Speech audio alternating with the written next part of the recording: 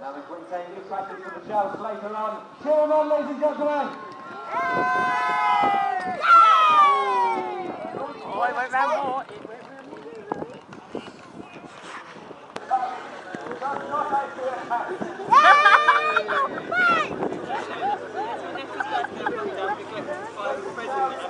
Do you need to find someone suitable for a 5-year-old? So maybe a lights are shining on us, slightly stuck. So that's why they need more attracted to us. Buying anything linked to us. It does pack quite a selection.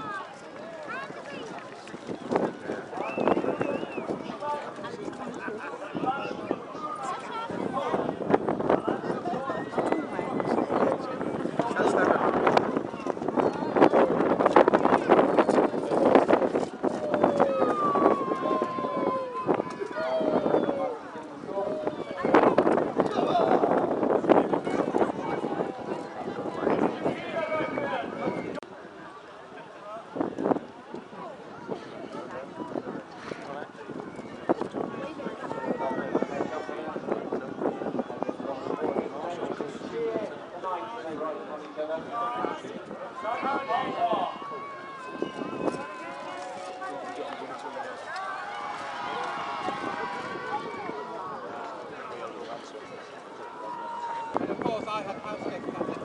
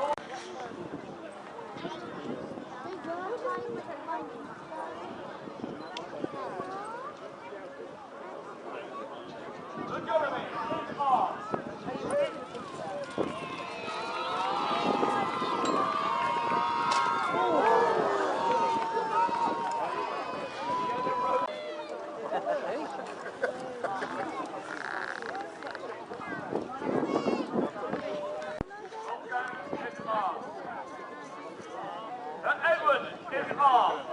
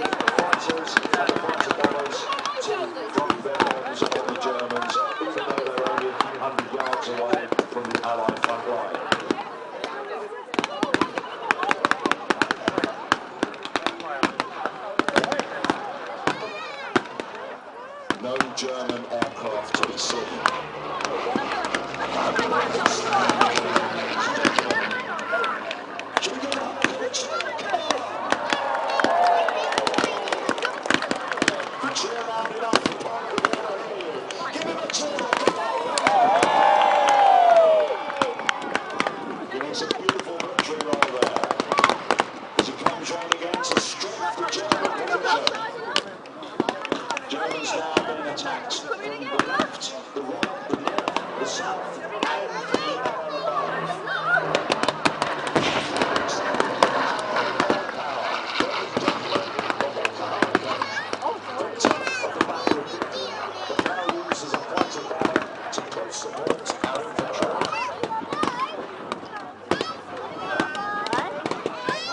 these Germans are still hanging on. So the British advance from the north. But are still standing.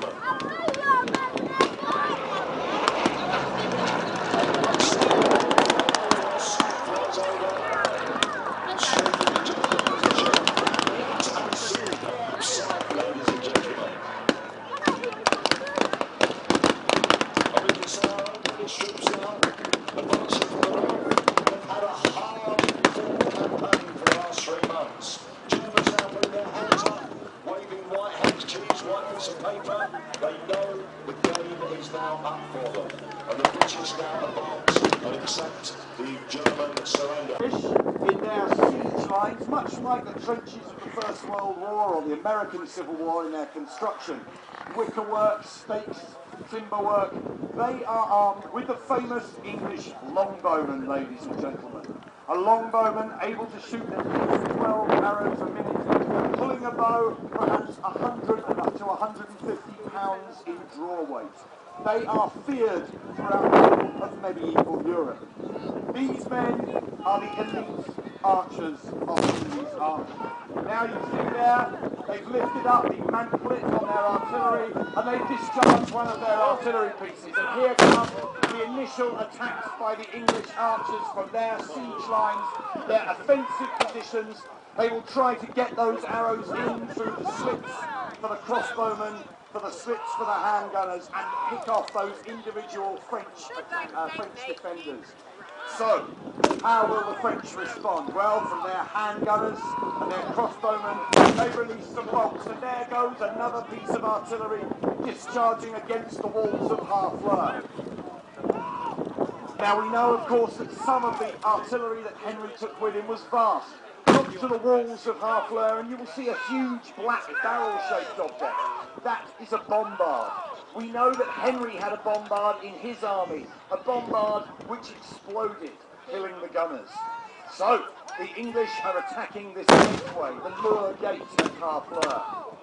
But they have not yet left their siege lines. And the French, of course, are just hunkered down behind the walls, knowing that they have supplies, they have food, and if the English stay where they are, they will just end up running out of everything. So the French are in a very strong position. Their crossbowmen shooting arrows at the English are very accurate, but it takes a lot longer to load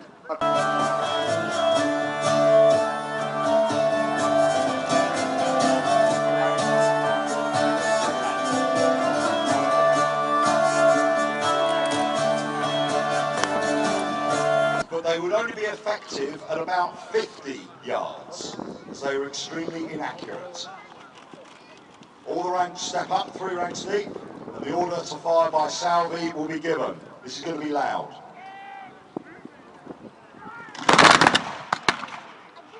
I think that deserves a round of applause, ladies and gentlemen. The troops will now reload and give fire as quickly as they can. 50 yards accurate range, about 300 yards maximum range. A good musketeer could get off around 2 shots a minute. They place powder down the barrel from the bandoliers around their body. They then place down the bullet and the wadding. They then ram home using their scouring sticks.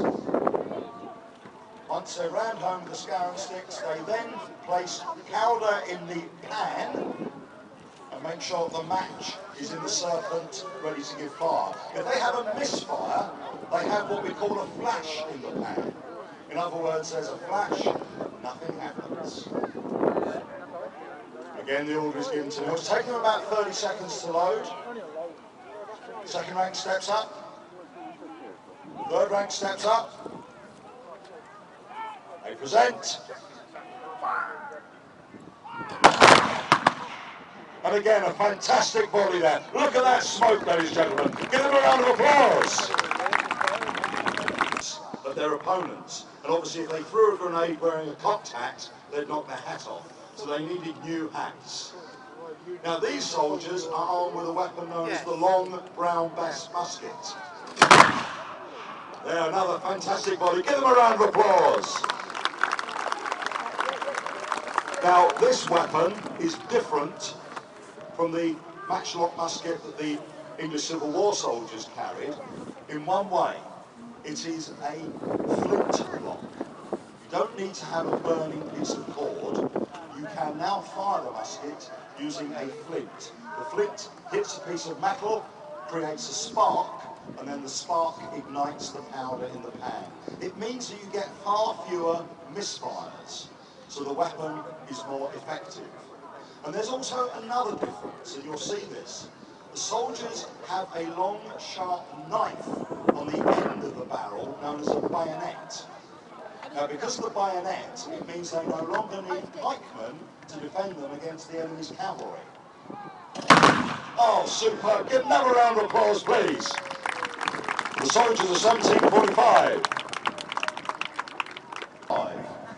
With the fighting at Lexington and then at Breeds or Bunker Hill. The British redcoats that you can see, similar to the troops that we've just seen, still wearing the cocked hat, still armed with the brown bass musket, still in the red coat. But there's been another technical change. The soldiers that you now see have all got steel ramrods. They've not got wooden scouring sticks anymore, but steel ramrods. Now this means it's easier to load and quicker to load the musket. So these soldiers can get off between 2 to 3 shots a minute. These troops are deployed 2 ranks deep, as they would have been throughout the American Revolution, known as loose order. The American Revolution taught the British Army very much how to fight a dirty war. We think of the American Revolution as being a terrible defeat for the British Army, but in fact, on the open battlefield and in many of the campaigns that we fought against the Americans, the Redcoats were victorious, again and again and again, beating the Americans many, many times. French word. Oh, look at that, superb. Give them a round of applause, please. So troops now wearing the shako hat as opposed to the cocked hat. We can also see within the lines here some fusiliers wearing the fusilier cap, which is a form of bearskin. But just as before, they're still firing a smooth bore, muzzle-loading flintlock musket. It's got a maximum range of about 200-300 yards, but they will hit a target of about 80 or 90 yards. And it was British firepower. Again, ladies and gentlemen, give them a round of applause. That is a very crisp, superb volley. The French still fight very much in close order, but their weapon has changed. It's completely changed. These soldiers are not armed with muskets. They are armed with a new weapon called the 3-bang Enfield rifle. This is different to the musket brown bass in many ways. First of all, it's got rifling down the barrel, so that any projectile, any bullet that is fired is spinning, so therefore it travels much further and much straighter. Fantastic body there, just like one shot. Give them a round of applause. It's still muzzle loading, but they have another change, something called the mini ball. Now, when you fired an old Baker rifle during the Napoleonic Wars, this is when the British Army first started using rifles, it took a minute to hammer the ball down the barrel. But with the mini ball, you can drop the ball down the barrel, and then the lead expands into the rifling as the bullet is fired. So these weapons can get off 3 shots a minute. Unlike the muskets, they've got a range of about 800 or 900 yards. And they will be effective at about 500 yards. Now this means that the Russians, who have adopted the French tactic of fighting in column, are advancing upon the British in dense columns. The Russians are only armed with smoothbore muskets. The British, armed with rifles, can can shoot the Russians down whilst the Russians are still out of range with their weapons to the British. And the Russian columns were stopped dead at battles like Balaclava and Inkerman. And when the British attacked at the Alma, they were also equally successful. So you just see from Crimea. They've got a maximum range of about 1,000 yards. Now the poor Zulu, he's only armed with a spear and a shield made of cowhide. And even though the Zulus outnumbered the British massively, and the Zulus did have success at the Battle of Isandlwana, but they failed completely at Rorke's Drift and also at the much larger Battle of Ulundi, where the British Army destroyed the Zulu army in detail under the command of Lord Chelmsford, who redeemed himself. So again, the weapon has changed. It's now breech loading. You can get off about 8 or 9 shots a minute. You're accurate up to about 500-600 yards. And when the British didn't run out of ammunition, as they did at Isandlwana, the Zulu, do not stand a chance. So ladies and gentlemen, let's have a big round of applause for our soldiers from the Zulu Wars, the 18th of 1979. Giving independent fire there, as we can see. So the Zulus with these troops are significantly different to the soldiers that we've just seen for several different reasons. First of all, ladies and gentlemen, you will notice they are no longer wearing red coats. It's the end of the red coat. Are we going to go R? It's the end of the red coat. The red coat is now too dangerous to be worn on the battlefield.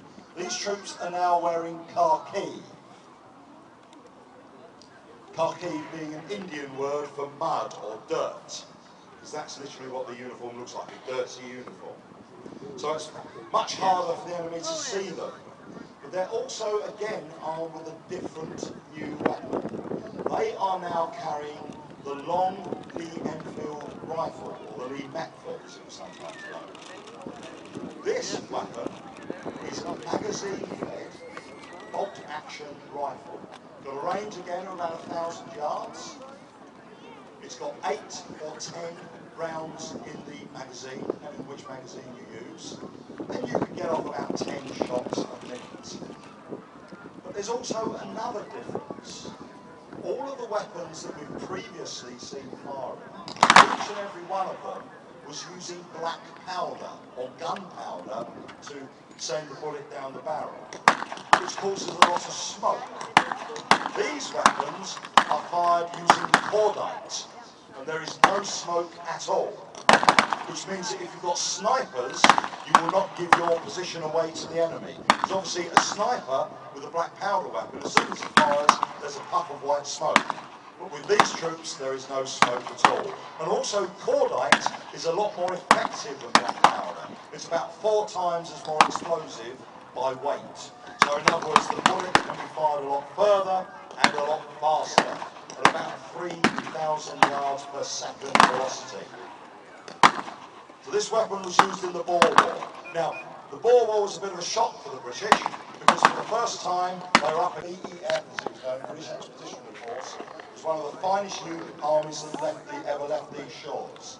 The troops, you can see, still, they're wearing a slightly darker khaki uniform now. They are armed with the Lee-Enfield rifle, the most modern weapon. You can get, again, 10 rounds in the magazine. These troops can get up to 15 shots a minute at about 1,500 yards range, accurate at about 900 yards. So they can get 15 shots a minute. See how quick this is. Now the Germans, when they advanced upon the British at Mons in 1914, this is before the trenches were being used, they were so shocked at the effectiveness of British firepower that the German officers wrote back to the Kaiser saying that the British are armed entirely with machine guns. Now, this was not the case. It was just the exceptional training of the British infantry to use the Lee-Enfield rifle, get off 15 shots a minute and be accurate anywhere up to 800 or 900 yards. The British Army played a massive part in the Mons campaign and then in the Battle of the Marne.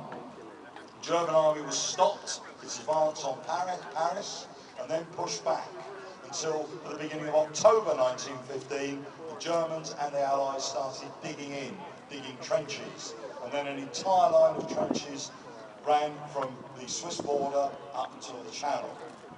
But it was the old contemptibles, as they became known, the soldiers that you can see here, that saved the Allied cause. And the World War ended in 1918, but it was in effect only a truce, as Hitler came to power in Germany, and in 1939 the Second World War began.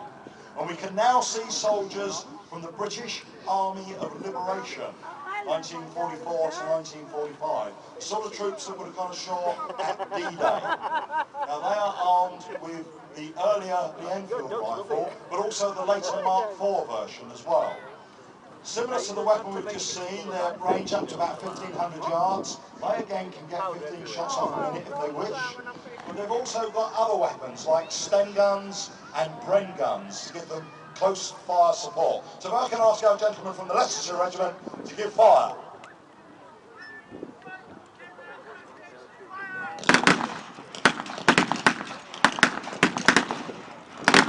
Again, core light used to shoot the bullets, so there's no smoke.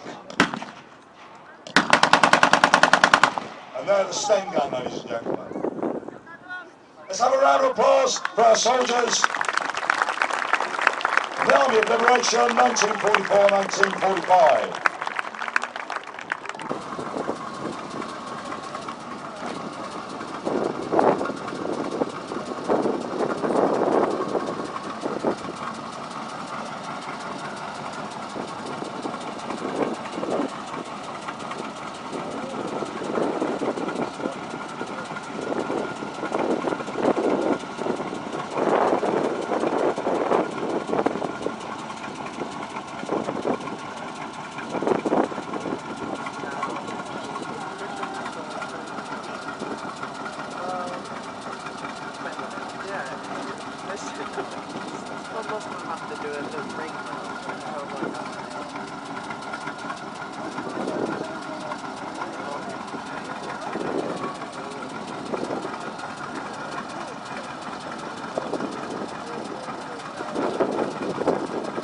Find the gear, any gear.